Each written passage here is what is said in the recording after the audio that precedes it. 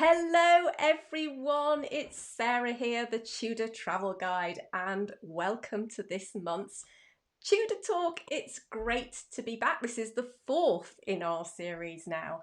And in a moment, of course, I'm going to be welcoming our very special guest today, the fabulous Dr. Jonathan Foyle, my favourite architectural historian, who's going to be talking to us about probably one of the most amazing Tudor finds, certainly of recent times, and that's of course is the marriage bed of Henry VII and Elizabeth of York, the so-called bed of roses.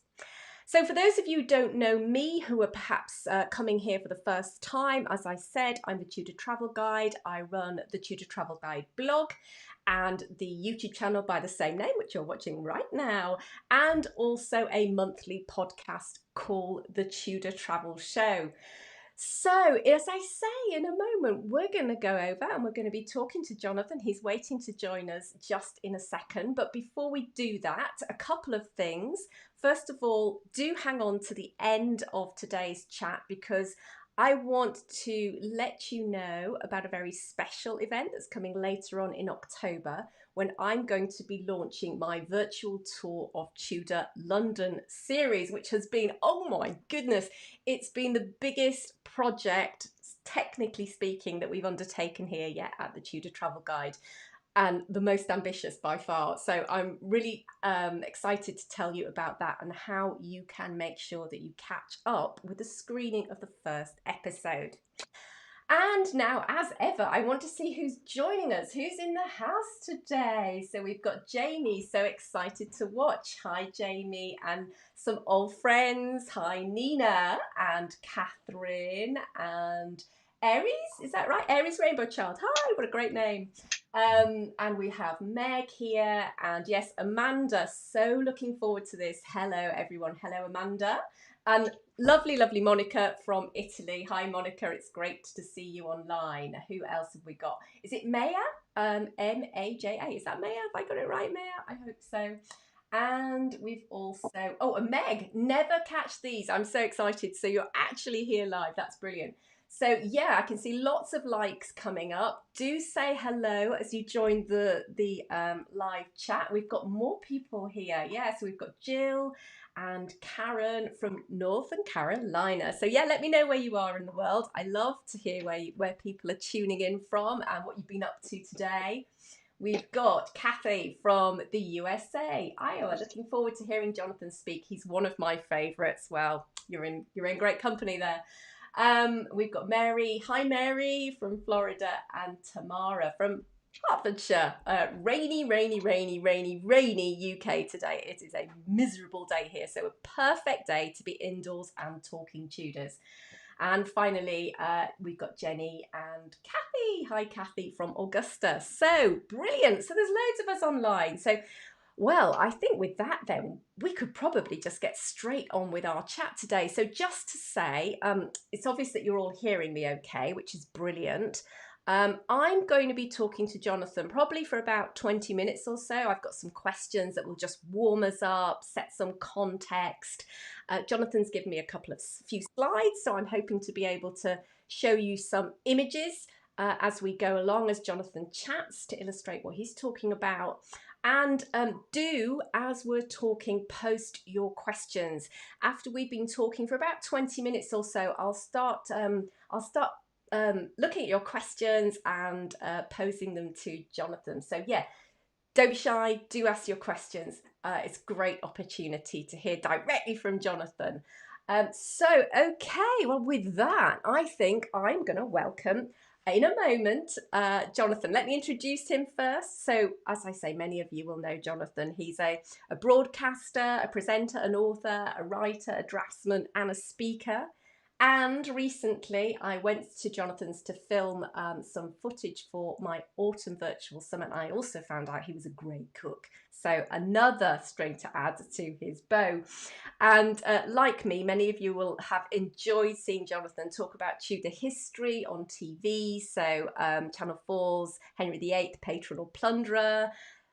Time Team, of course, and maybe climbing off or dangling off buildings for his Climbing Great Buildings series. And I must admit, when I saw Jonathan dangling from the dome of St Paul's Cathedral, I had my heart in my mouth. Such kudos there. He was also, of course, one-time curator of Hampton Court Palace, and in recent times has been involved in the discovery of lost Tudor artefacts. Jonathan and I were very much involved in our own adventure in time with the Anne of Cleves heraldic panels, but today he's here to talk to us about the Bed of Roses. And so, Jonathan, let me welcome you to the Tudor Talk today. It's great to have you here. Well, good evening. Thanks so much, and thanks everybody watching. Wonderful. So I think we should just get straight on, and I've got some of my questions of my own. I think it would be good to start at the beginning and maybe mention. In fact, I don't know whether Ian is watching us today, but of course, Ian Coulson first came across this bed, I believe, at an auction, and it was his sort of first intuition about the bed that started this whole adventure, wasn't it? Well, this it was a bizarre set of events, really. I was in my office when I worked for the World Monuments Fund, ran the British office, and it was a typical wet Wednesday. You know, when you get a phone call from someone completely at random. And in fact, Ian called me not about this bed, but about a different one that came from Stowe House in Buckinghamshire. We were working on that as a project at the time, but he knew that I was interested in Tudor um, archaeology and history. My PhD was on Hampton Court, and I'd done a bit of television work by then. And so he said, "Oh, by the way, I've got another bed which is a very old one with royal arms on. I think it's late 15th century. So if you ever want to see it," almost dismissive. If you want to see it, I've asked lots of people, but people don't. And I said, "Well, where are you then?" He said, "Near Hadrian's Wall." And I thought, well, that might explain why no one's kind of casually turned up. Um, but the thought stuck in my mind for quite a while. I thought 99 point something percent certain that any apparently ancient bed with royal arms on is going to be a Victorian confection. I mean, the V&A storerooms are full of them. Right. Florentine makers of spurious furniture were doing a roaring trade in the 19th century, hardly less those people in Soho fueling the market for aristocratic discoveries in the 1840s and 50s here. But he said, "Well, look, no one's bothering to come and see it. I think you'd know what you're looking at if you were to come." And I felt that lack of pressure was quite intriguing, actually. Mm-hmm. And so when Jane Owen, excuse me, who was the editor of the Financial Times, who I've been writing for gosh, 8-9 years now, she said to me, "Have you got any ideas for a piece for Valentine's Day, February 2013?" There I was in December 2012 thinking, there's this guy who mentioned a royal bed. I think it's going to be nonsense, but if he doesn't mind me writing as I see it, then I'll go up. And so 10th of January 2013, I took the train to Newcastle, and he picked me up and took me to his house. And en route, I thought, what the heck have I done this for? Yes, because it is in the middle of. I have had the privilege of seeing the bed myself, and Ian's house is in the middle of nowhere, isn't it? Yeah, yeah, it is. And but moreover, I thought, I don't want to write anything which, with my background, I have to write honestly. Mm. Um, and I don't want to write anything that's essentially bursting this guy's bubble in public. But I have to, you have to have integrity in what you see and what you write. And so we turned up, and if you have a look at the first Yeah, picture. so I'll just bring that up now. So there we go. Yes, it's on screen now, Jonathan. So what we saw, you should see two beds side by side, right? Oh no, that just the one, the single bed. But Okay, I gotcha. can bring up the one side by side. Yeah. I believe. Just let me turn that off a moment. I think it might be that one. Nope, not that one. Sorry, guys. Okay, well, you can see the one. You can just put the single one up, the number one. That's fine. Okay, I'll do that. Right. Okay, there we go. Thank you. And what I saw was a bed which, first impression, I thought, well, Black Forest, Yeah. 1860, that kind of German influence on Victorian antiques, covered in dark varnish. And so I thought, well, Um, it's got a certain Victorian surface to it. But then the closer I looked, the more questions opened up. I looked behind the footboard, for example, and you could see lots of worm that had eaten its way one what looks now like under the surface. But the thing is, if you see woodworm channels on a surface, they never do that in nature, you know. But they would do it if they are channeling underneath surface layers of paint. Hmm. So I thought this thing was once painted, and therefore the woodworm have got to the paint layer. They don't want to eat that, and so they nibble the wood underneath in channels. That's typically what happens. So it had had woodworm for a long time. It had been painted once upon a time. The pegs had been re-drilled because the tenons had been worn away because it had been assembled and disassembled. It had many repairs all over it. Now, I've seen many Victorian pieces of furniture, and Georgian, and Jacobean, and Carolean, and this was a heavily used ancient assemblage of wood. And I thought this totally challenged what my preconception was, that I was going to see a Victorian object, which is a clever fake. Mm. But the question for me is this an assembly of old parts, or is it instead an essentially unique object that's just gone through layers of time, being repaired, adjusted, altered, painted, scraped, and the rest of it? And I left that day after about 2.5 hours of looking at it with more questions than I'd turned up with. So And I didn't know what to make of it, to be honest. what, because you know, you've got a great video of the bed, and I have put a link to that video in the description so people can go and watch the full presentation of that. But one of the things, there were various elements that just seemed very contradictory and that were really quite worrying to you at the beginning. And I suppose, as Yeah, you say, they threw up lots of questions. So maybe you could tell us about some of those tensions and some of those contradictions that you saw in the bed. sure. Well, when you're looking at an object like this, and this was not presented to me as the marriage bed of Henry VII, Elizabeth of York, Ian thought it might have been made at that time, might have been made for Henry's visit to Lancashire when he went to Latham House and then Knowsley to visit the Stanleys, Thomas Stanley being his stepfather, and those properties jointly being owned by his own mother. So they were kind of royal properties. In the 16th century, Latham was called a Northern Court. So they had there was a presence of Henry VII in that area. So it's a reasonable thing to have assumed that it's made for a visit of Henry and Elizabeth of York.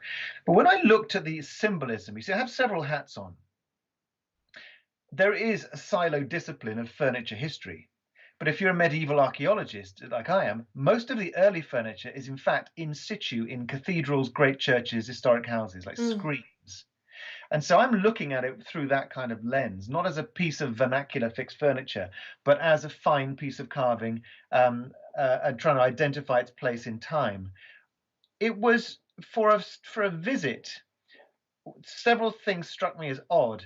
The headboard, if we can get a good image of the headboard, it's got Adam and Eve in the middle of it. See if I can. Yes, I think this is the one with the yes, we've got that up on screen now. Yes.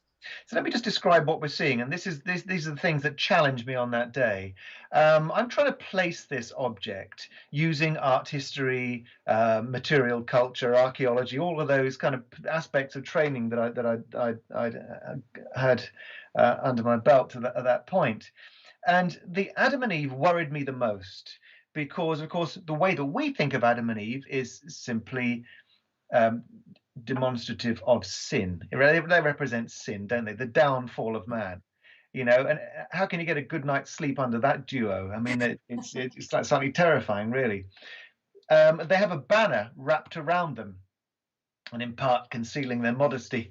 And it has a script on it that says, "The sting of death is sin. The strength of sin is the law. Death, sin, law." On one level, that's pretty tough stuff. On another level, that English language is not what we're going to expect of a Bible in the 15th into early 16th century, because people referred, of course, to the Vulgate. There were English transcriptions of the Bible, but officially, of course, you refer to the Vulgate, the Latin Bible. Mm. And so I'm looking at Adam and Eve, downfall of man, sting, death, sin, and thinking you would never make a bed for a visit of a king and queen with that kind of message on. What does that say about this too, using this bed at night? I mean, that's lecturing royalty. So I was trying to work this out, and I said to Ian, look, my big problem with this is that I can't quite figure why Adam and Eve are there. But secondly, this script in English, it doesn't suit a late 15th century bed, but the style of the thing with its diapered columns and little Gothic, what's called bratishing, the drilled holes in, you do it by the yard all over church screens, and indeed this bed on the rails. All of that is typical of 15th century, but the script didn't match. And his response was curiously reassuring. He said, well, I can't explain it either, but it is what it is. And if you're an archaeologist and you're starting to ask those questions, it was the beginning of 8 years of looking at this object, which taught me twice as much as my PhD on Hampton Court did. And ultimately, it was Adam and Eve, which was the problem, ended up being the solution. And I remember the moment when I'd thought around, I've done more research and thought around this theme, and it was actually on a train pulling out of Euston Station. And it was, in fact, the gesture and a particular symbol that cracked it for me. And the gesture was the figures with a hand on their breasts, and then they're holding an apple between them. Mm-hmm. They both have one hand on an apple. Mm-hmm. If you look at the serpent has its own apple that it's trying to give away. And this couple are ignoring the serpent because they're looking at each other, both holding their own apple with one hand on their breast. That is a mutual pledge. And what it says is that we don't need the apple of temptation because we have our own apple. And when you look at late medieval depictions of Christ and the Virgin, they're often shown holding an apple. And that's because, given that the Bible is essentially a mirror image, the Old Testament sets up the responses in the New Testament. So the loss of paradise in Genesis is answered by the recovery of paradise in the book of Revelation. Ultimately, that's the entire journey of the Christian, isn't it? It's paradise lost, paradise regained. Milton talks about that. And so when you think of it in those terms, the apple is not just a symbol of temptation, but it's a symbol of the solution to that. It is all about the regaining of paradise. It's about salvation. And when you look next to the figure of Henry, or the Adam figure with a beard, you see next to him there's an acorn, and acorns and nuts were used in medieval marriages because they speak of male fertility, Yeah. Mm-hmm. And so you put those two things together, and this is not a bed made for a visit in 1495. It's a marriage bed, and it's specifically a marriage bed. And in fact, when you delve deeper into medieval literature and the uses of Adam and Eve, they're the first married couple. They're the progenitor of mankind. They are the couple whose problems were sought to be solved by contemporary monarchs, because they're the ones with the power to be saviors. Mm. When you think of about the most important moment of being a political and national savior must have been at the end of the War of the Roses, with the uniting of these two families. And therefore, if Henry and Elizabeth of York, in a bed made stylistically in the right period, and with the lion finials holding roses, which is the only time that the king and queen had that same symbol, they were once painted. All of that said to me that this must be the marriage bed of Henry VII and Elizabeth of York. Now, in Henry VII's inventory, the first year's a black hole, forget it. But there was a chronicler called Bernard Andre who recalled that there was a marriage bed and other suitable ornaments were prepared for Henry VII, Elizabeth of York in late 1485, early 1486. 18th of January 1486 was their marriage day. Now, you'd expect that to be a marriage bed, and that doesn't necessarily specify this one. But I thought, if this one isn't the marriage bed, then what on earth is it? The thing is, we were not initially helped by science. Okay, so you've got because I'm thinking, hey, hold on, back up, back up, back up. I need to know how you went about trying to unpack this because you had so much, didn't you? So much, confronted by so many contradictions and all this symbolism that you didn't know anything about. So, can you tell us how on earth do you go about trying to unravel this? Okay, so if you on one level, if you look at it as an art historical object, what you need to find is a Victorian who's making a mistake, who's representing the ignorance of the 19th century, which inherited certain false ideas about the Tudor era. And so you're looking for mistakes, because one mistake that shows a misunderstanding of the 16th century demonstrate that the thing is fake. So my initial inquiry, following this English script on the banderole, what's that doing there? You know, it's evidence that it's fake, isn't it? Well, the way that I cracked that one is looking through successive Bibles.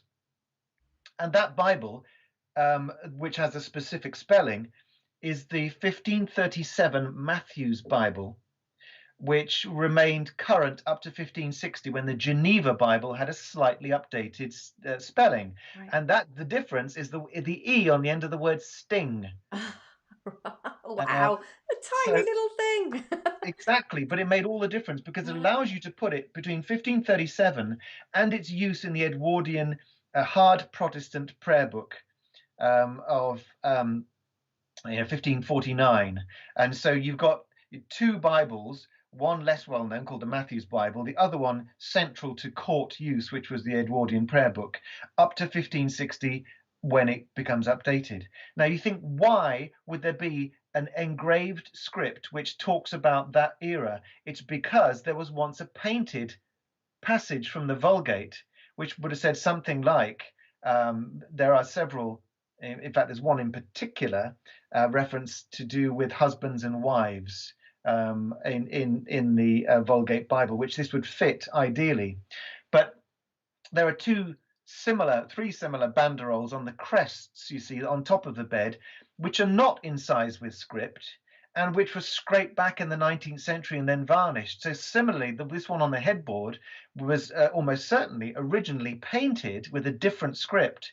And that Latin mysticism in the middle of the 16th century would have been anathema to people who are now referring to the Protestant prayer book. Mhm. And so what you'd do is you'd scrape off the painted text and you would incise an inscribed Right. text, which was therefore you could never remove, you know. And so this is all about the Reformation and the imposition of new ideas on this bed. Once you clock that, you can see that this makes sense. You can see that it refers to a particular passage in time. It's too sophisticated for a 19th century faker. There's no record of this thing Mhm. being offered as a marriage bed that had been witness to time in the 19th century. But instead, that's what you think is a mistake and a piece of Victorian ignorance. When you look at it closer up, you see, in fact, that it is an unimpeachable witness to the passage of time. And that's the process you've got to go through to figure out why things that look strange to you actually have the capacity to teach you. And there's a point where there's a tipping point where this thing starts to teach you lots of things that in fact it is correcting your own ignorance, and then in turn it corrects the ignorance of contemporary scholarship. There are certain things in this bed which are still not realized by scholars of Tudor arts and material Yeah. culture, and Yeah. that's when you know that the thing is correct. Yeah. One good example of this is in the middle of the headboard, either side of the tree trunk, there are two flowers. Um, and they're both radial petals. On his side, they're smaller. On her side, they're larger. And when you look closely at the manuscripts of Henry VII, Elizabeth of York, you see two flowers used very strategically. One's a daisy and one's a marigold. And the daisy, or day's eye, Chaucer made jokes on the day's eye because it opens up at dawn and follows the sun round. It follows God, it follows the Mhm. light, Mm. and closes up at night. Um, and the marigold similarly does that. It is heliotropic, it follows the sun. But the marigold, when it opens up, drips tears of dew. And so this is thought to be Mary the Lamentation. This is what it symbolizes. One of God's design for nature is to remind us of these truths. And so hence it's got the name Mary Gold. That's where it comes Oh, from. all right. And so the Brilliant. daisy, sometimes pure white petals, sometimes tipped with pink, aren't they? That's thought to be Christ's Yeah. blood that I stained the white of the cloth. And so you've got a Christ flower and a Marian flower, indicating that Adam and Eve, which first struck me as being purely symbolic of sin, in fact, the medieval Bible talks about the new Adam and the new Eve. And the new Adam is Christ because he's the solution to Adam. And the new Eve is Mary. She is the New Testament solution to Eve in the Old. And hence, these saviors hold the apple because the new Eve and the new Adam are here to solve mankind's problems. Oh. And so, all of these things, once you start to take them apart, you figure out what the fruit is doing as well. The carving in the headboard has things like blackberries, which we think about thorns in blackberries. What do they represent? It's the crown of thorns and the letting of blood. Ted Hughes. Without this knowledge, Ted Hughes, the poet, called blackberries summer's blood. Uh-huh. And it's got, isn't it? It's got that staining quality to Yeah. it. Yes, And so absolutely. again, the idea of sacrifice and a warrior king and being Christ-like in his demeanor, that's what that speaks of. There are other fruits like hops, which are used for sleep. I mean, anyone after 4 pints of beer would be the same, still useful. But it was, in the end, unimpeachably correct. And it took me in directions which Ian and I simply didn't anticipate. It was me who attributed it as the marriage bed. It wasn't Ian. And I say that because he wasn't, pushing to sell the thing Yeah. as an inflated claim. Mm. But there are other things which really fascinated and surprised me, such as when you look at the shields on the bed, they're purely English coats of arms there. The French one has scallops behind it. Now, there was a furniture historian who said, "Oh, no, this is the problem. You'd never find this on heraldry." In fact, you do when you look at Bohemian and German warrior heraldry at that point. Things called pavese shields that people fought with. They're basically leather or mache and wood. And these are jousting shields, essentially, from Bohemia and Germany. And you see fish scales painted all over them. The reason is because this is the first light of the Renaissance. They're talking about the scale patterns on Roman Dacian armor. And it's the rediscovery of ancient Roman figures that's starting to be absorbed into these kinds of narratives. And this is just one example of the stuff which looked weird, but then you start to see comparators in the Metropolitan Museum of Art, Uh-huh. and you see them in the Okay. British Museum, and suddenly a whole lot of stuff that scholarship has not quite joined up Mm-hmm. led us to believe that there's something to do with Germany in the origin of this bed. And the whole scientific process of working out where the materials were from and how old it was confirmed that direction. So let me come on to the science in a minute because you specifically talked about the science, and that is a fascinating part of it. But I just want to, Deb has asked, I'll just bring her. It's such an exciting find. Does it feel as if you were given a historical gift by discovering it? So just really, what does it mean to you personally, I guess? It is a burden I'm happy to accept. And let me point out, I've never been paid by Ian to research this thing. I mean, I write books on cathedrals, not for the income, it must be said, but because you just learn so much stuff. And so therefore, it has been an absolute gift in that it's taught as a primary object from that period, and such an important and focal object. It takes you into the heart of the origins of what we call the Tudor monarchy. And the self image of kingship and queenship, nothing is as informative as this object. Let's face it, the early palaces have Mm, been destroyed or stripped. mm, Civil war wrecked so much. One of the questions was, how could this possibly have survived? the fact that it not only survived, but it is so focal to their identity at the beginning of the reign is an utter gift, and it's something I'm very, very glad for, because it's taught me so much, and I've discovered so much since. And people talk about a once in a lifetime opportunity. How many lifetimes are graced with something like this? So I'm very grateful that Ian bothered me on the phone. Yes, well done, Ian. I think Ian has joined us, so yeah, way bravo. Look, there's so many questions. We could go in so many different directions. I just want to say, folks, if you've got questions of your own, please do post them. We usually talk for about an hour, so we've got about half an hour left. So please do post your questions. But in the meantime, I wanted to talk to you about that science stuff. Yeah, what did you do with that, and what did that show? Well, one of the early bombshell moments, in fact, pretty much the first day I was there, I think it was the first day, and I'd looked at this thing for an hour, and you know, the age of this material is self-evident to me. I mean, as a bed dealer for 28 years at that time, Ian had examples of Georgian and Victorian beds. They're essentially intact because they're not that old, you know, it's serve their original purpose still. This one was self-evidently much older material. Again, whether it was a cut and shut put together, whether it was essentially original 15th century, turn of 16th century, was yet to be deciphered. But I said to him, you know what's going to solve this?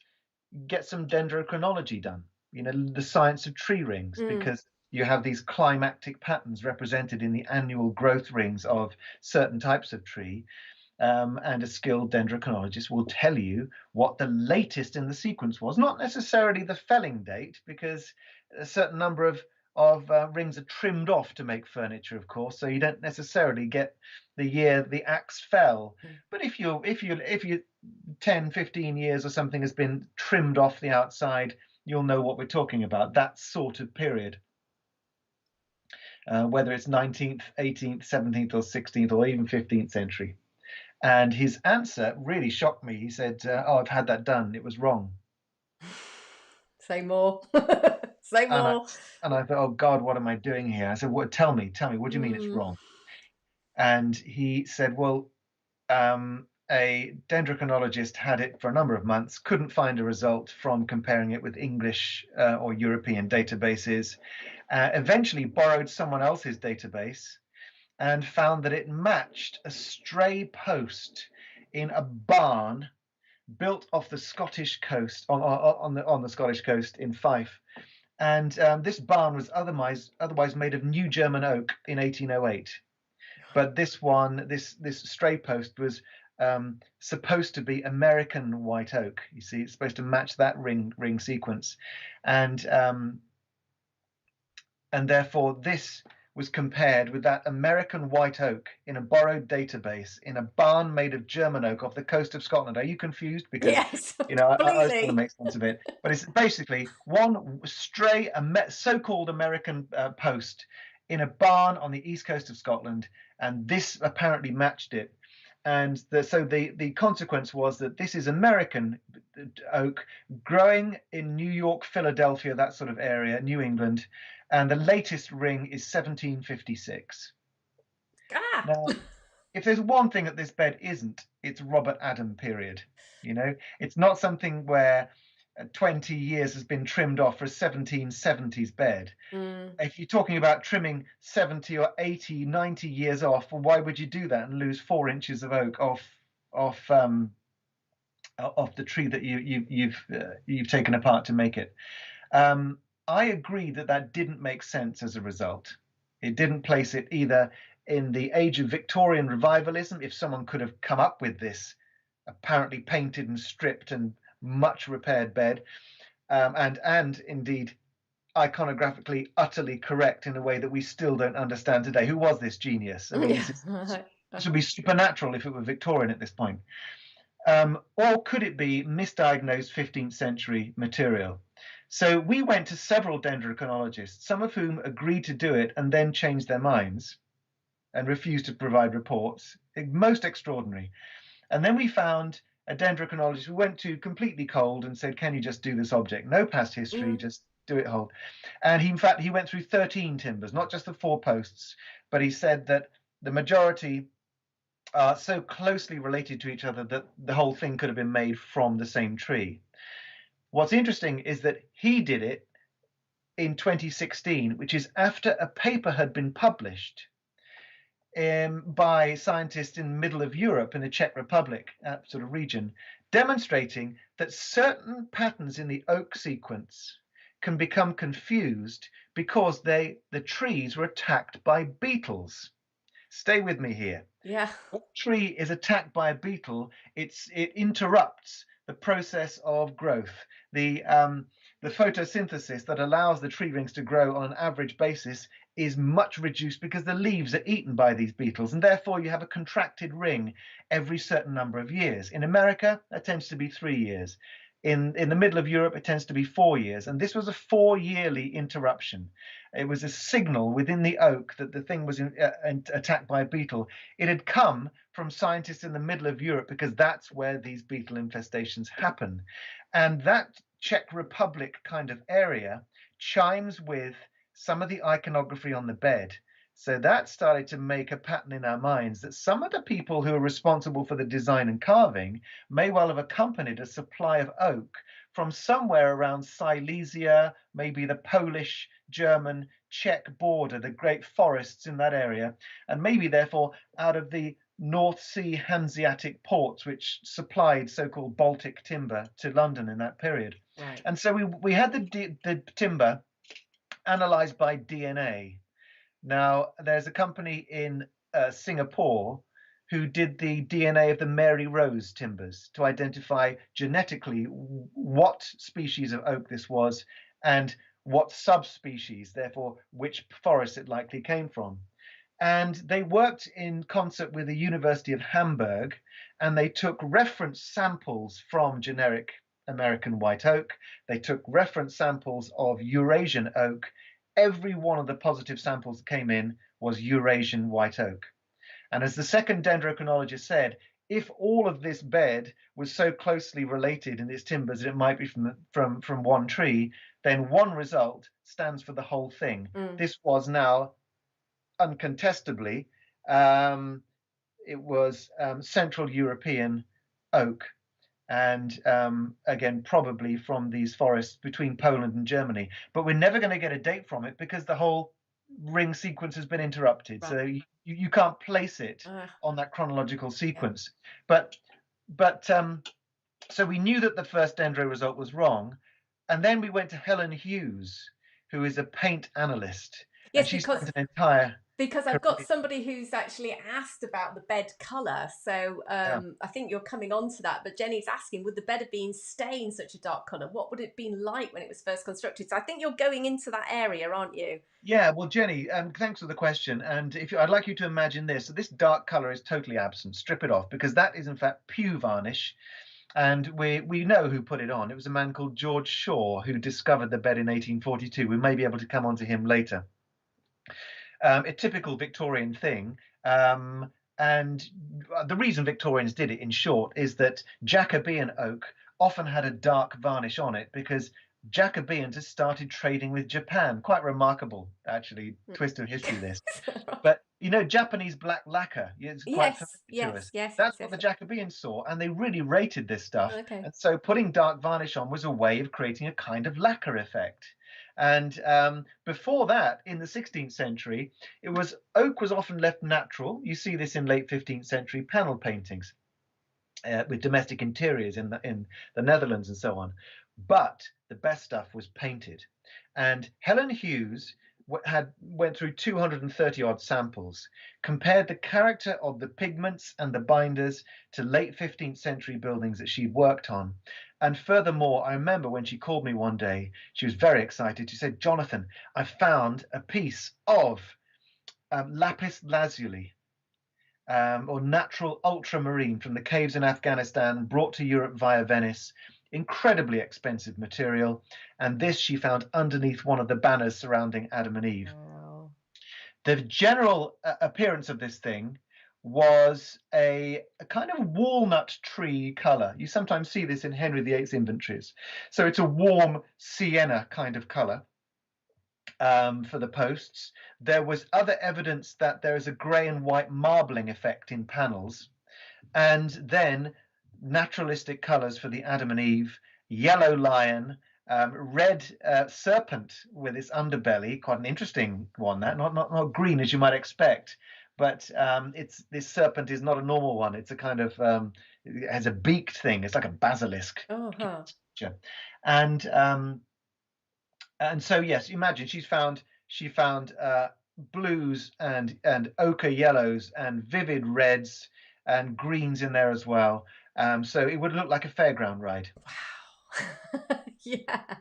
And in Quite right. fact, I think if I can find the right picture, I think you've done a representation of it. Would now be a good time to show that? If you could put that up now, I then will that'll try and introduce find us to. There we go. I've got it. So there's two beds side by side. There's the kind of black and white, and then I think there's the drawing that you've done, isn't there?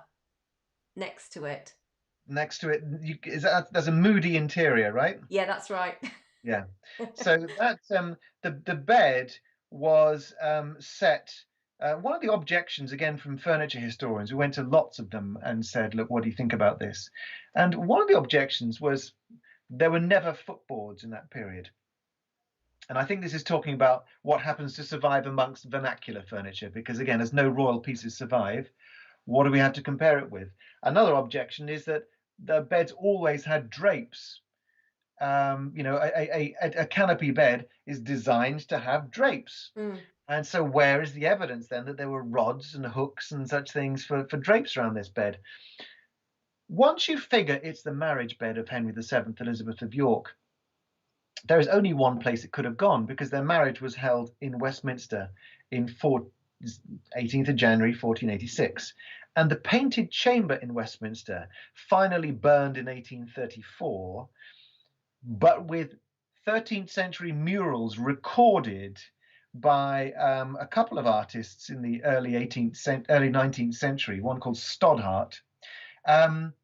If you can find the image where there's the bed in front of the mural. I've got that one. Yeah, I've got it. I've got it up now. So the colours in that mural are more or less the colours that are in the bed. That was made for Henry III, and it shows the coronation of Edward the Confessor with bishops either side of him. And it's under a series of arches. Double arch, then single, and then double arch, then single, and then double. Now that mural with its arches was 11 feet wide. It was measured at 11 feet. Wow. Yeah.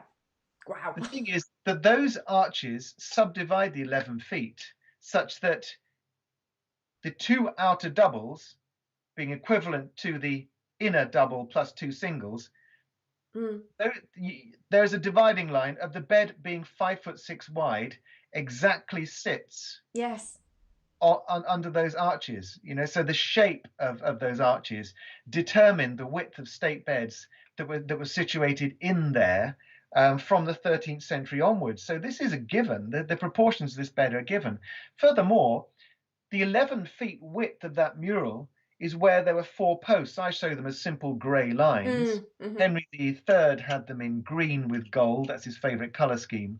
They may have been changed subsequently and updated. But essentially, those are posts. And guess what the posts do? They carry drapes. Yeah. So this is the bed that never needed integral drapes, because the drapes were set around it like a hospital bed with a corridor between those drapes and the bed itself.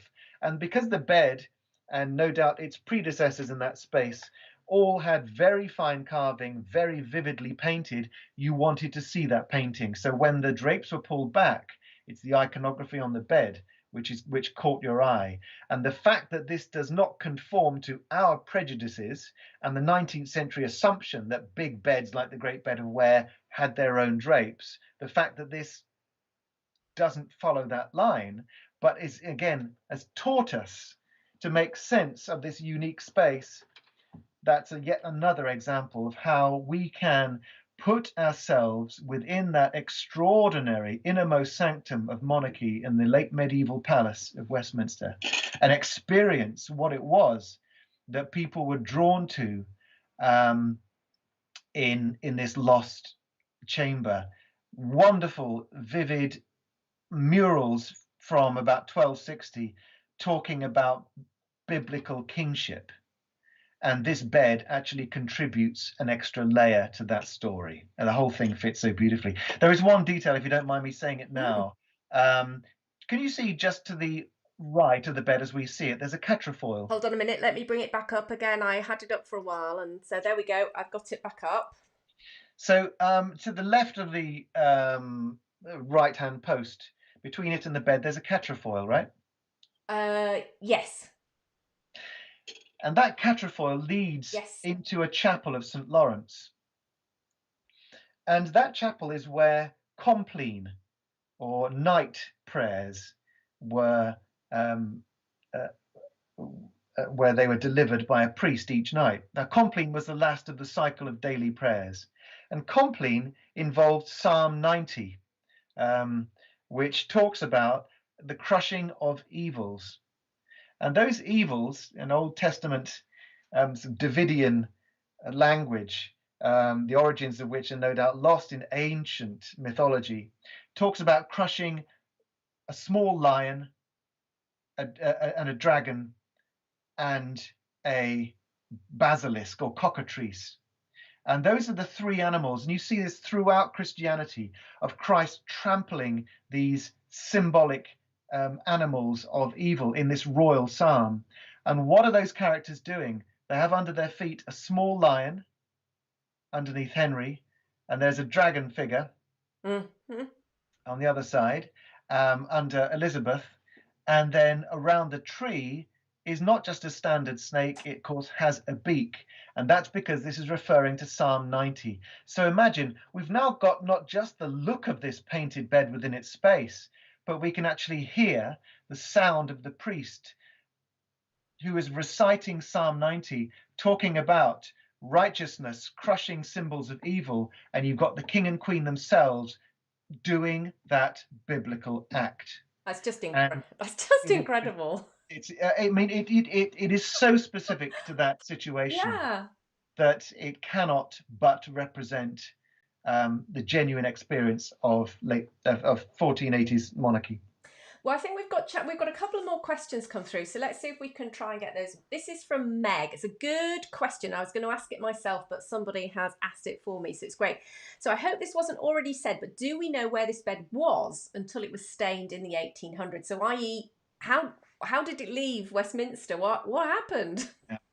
Well, this bed was designed to be transportable.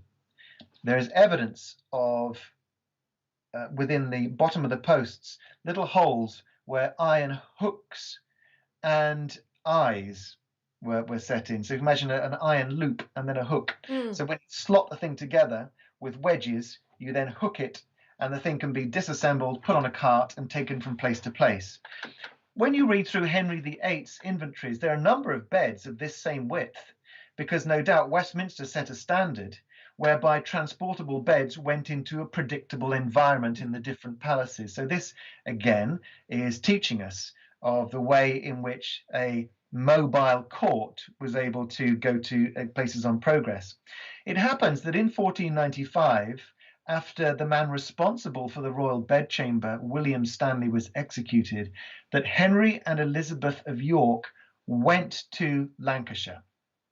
Now, we've explored many avenues, but my personal thought is that that's the correct way in which it escaped the Civil War, that it went to Lancashire, to Latham House in 1495. One possibility is that that's the year of Warbeck's big rebellion. He was amassing ships off the east coast. And what would happen, therefore, if it was 1485 all over again, and we have a battle on our hands over kingship? What happens if Warbeck mounted an attack on London? Because in that situation, it seems odd for Henry and Elizabeth to go on holiday for a couple of weeks. You know, it must have been a purposeful visit. And my own theory is that they took it to Latham and left it there because this was the time when it was a threat not just to Henry and Elizabeth, but they had a son and heir in Arthur. And being born September 1486, he was 9 years old. And this boy was vulnerable. If they were to move him out of London, then where would he have gone for his safety? And I think it perfectly reasonable to suggest that Latham, a fairly recently constructed fortress of 9 towers within a curtain wall, with an eagle tower on the inside, which has modelled itself on the original Prince of Wales's castle at Carnarvon, would be a place suitable for the bed that had sired this son and heir, to go with a suite of new furniture as a place of retreat, so that William Stanley and his Bosworth winning Thomas Stanley and his Bosworth winning forces and his own grandmother would thereby be his guardians. I mean, we can't forget that his actual property was itself a castle on the Welsh marches. It was Ludlow, about 100 miles south. But this would have had the benefit of being surrounded by the Stanley army. And I think, therefore, it was taken in preparation for Arthur to be protected in case of invasion in 1495. They may well, for such a prestigious object, have intended it to have come back at some point. But given that Arthur himself died by 1502, Elizabeth of York by 1503, Thomas Stanley in 1504, suddenly the circumstances completely shifted and the threat by Warbeck had abated. And so, once you get his brother taking to the throne, then that's an almost forgotten concern. So I think that's how it escaped from London. But I think it's also why it became forgotten, essentially, because it was almost certainly a very secretive preparation. Tell anybody outside your immediate family circle. So who knows where it's gone after a point when circumstances shift. And I think that's why that Edward VI prayer book script becomes inserted at that point and can start to talk about death and sin, because 50, 60 years on, they'd forgotten that it was a royal marriage bed. It was instead, a prestigious object within their household, but it showed Adam and Eve and it showed Latin text, and that's anathema. And therefore you can have sting and death and sin because you're several generations on and people have forgotten what this thing was there for. Now, we have some new evidence on what happened to it during the 18th century. And we're working on that now. It's not quite ripe for release. But what we do know is that in 1842, George Shaw of Uppermill, Greater Manchester, found a bed which he called dilapidated, and with the addition of heraldic insignia. And he said he called it one of the first, which is a curious phrase. But in his diaries, he talks about this, and it was in a house near Huddersfield. So we know that this bed was found by him partly because the original front crest is over a door in his study. That's just incredible. He pulled this thing apart, and it's he who repaired it. It's he who put the varnish over it, because the varnish is on the salvage crest as well over his door. The rest of his house is slathered with this same varnish. And in fact, George Shaw made a series of fakes, which were sold to the Northern Dukes, emptying their pockets to buy their ancestral antiquities in the 1840s, when Sir Walter Scott had established a fashion for those kinds of things. And for the gullible, Shaw would pretend that he found their ancestral beds and he would base it on this model, but he would put their coat of arms on as well. The thing is, Shaw was utterly ignorant of all the symbolism on the bed, and he got it wrong at every single turn. And that's one of the ways in which you can clearly confirm this long predated the 19th century. If it was dilapidated in 1842 and not understood then, how much older can it be? Wonderful, wonderful. Well, I mean, I'm just noting the time. We've been chatting for 55 minutes, so we're coming to the end of our hour. So I think it's probably time to thank you so much for sharing this. It's just an incredible, mind-blowing story. I know you're still working on finding new things, and who knows what more there is to tell us from this bed. Well, thank you. They do say that, big claims require big evidence. And I can't think, honestly, of a single object that has been subject to so much interdisciplinary scrutiny. And and therefore it requires every resolution before going off to publication. But what you'll see on the YouTube film of the bed is what we discovered a couple of years ago, and you'll get, of course, lots of visual Yes, lots. close-ups. You might want to pause those and have a look Yeah. closely.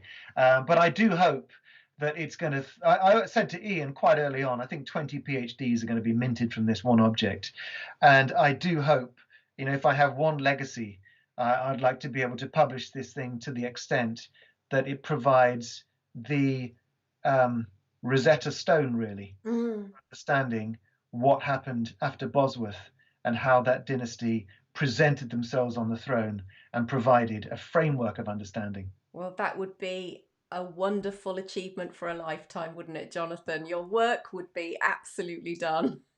Well, Oh, that's wonderful. Thank you so much. I just want to read you some. We've got lots of thank yous coming in. So let me just read a few of those for you, to you. Analia or Nalia, I'm not quite sure how you pronounce it, so sorry if I've got that wrong. Thanks to you both for such an interesting chat from Argentina. And then we've got Catherine, fascinating. Pat, thanks, great live chat. Meg is, thank you, that was so interesting. Jenny, really fabulous. Thank you so much to you both. And then what a wonderful way to spend an hour. And Tamara said, have enjoyed this a lot. I could listen for another hour. So lots and lots of thank yous. So thank you so much for joining us today. great pleasure. Thanks for having me. Okay. So guys, hold on a moment. I'll just switch myself over. There we go. So hi guys. So thank you so much for joining us on Tudor Talk for this week. I did promise at the top of the hour that I would just say a few words about my up and coming virtual tour of Tudor London. Now, this project was conceived right at the beginning of lockdown, when I know so many people had all their travel plans disrupted, and I was thinking, how can we bring a bit of Tudor love and Tudor travel into people's front rooms? So whether you did have your travel plans scuppered or you just love a bit of armchair travelling, I'm hoping this is just for you. So as I mentioned, it's been one of the most challenging projects from a technical point of view. We've had to get into green screens, etc. But what I've tried to do is create a series of films which recreates, by inviting you to use your imagination, some key Tudor buildings in London. And we start with the release of the first film, which is about Greenwich Palace. And that is going to be premiered as part of Lady Catherine's Renaissance Fair on the 17th of October. So you will get a virtual time tour from yours truly, walking the rooms and chambers of Greenwich. So I really hope that if you can go over and join in Lady Catherine's fair, you'll be able to see that screened as a premiere. I'm very excited to bring that to you. And then from there, future films which will be released to my YouTube channel members. So the first film can be seen by everybody. The following videos will be available to my YouTube Advanced channel members, and we'll be going to St Bartholomew the Great, the Charterhouse, Tower of London, Westminster and Hampton Court. So wow, it's going to be a real odyssey. So do look out for that. I've put a link to Lady Catherine's Renaissance Fair in the description if you want to follow that and find out some more information. Okay, well, as I said, it's been lovely, lovely to see you. And thank you, Victoria said, better than the Antiques Roadshow. Many thanks. Well, well, the BBC needs to sign us up, obviously.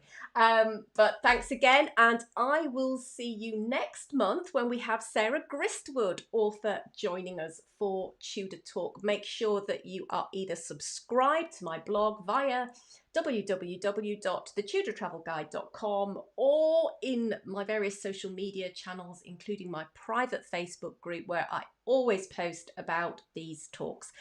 Okay guys, so have a lovely rest of day, evening, wherever you are in the world, and hopefully I'll see you next month.